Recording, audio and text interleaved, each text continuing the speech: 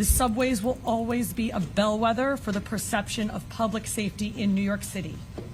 Declining crime numbers are significant, but we still must do more because people don't feel safe in our subways. Effective this week, I've directed that we move more than 200 officers onto the trains to do specialty train patrols.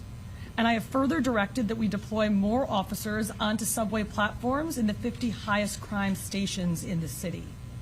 It's all part of a strategy to refocus our subway efforts to the places where the crime is occurring. We know that 78% of transit crime occurs on trains and on platforms, and that is quite obviously where our officers need to be. This is just the beginning. This month, we will roll out substantial additional improvements to our transit deployments to be even more responsive to the terrifying acts of random violence we have seen recently. We take our first significant step towards pursuing justice in this case with the grand jury having indicted Sebastian Zapeta with 4 counts of murder, murder in the first degree, 3 counts of murder in the second degree, and arson in the first degree. These are significant counts.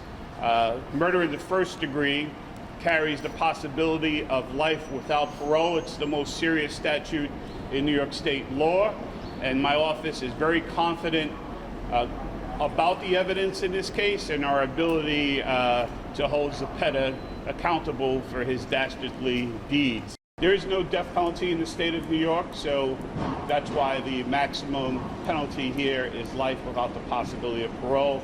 And we charged that count in order to make sure that we can, seek that penalty. We have a long way to go. This is really the first significant step of today in holding him accountable.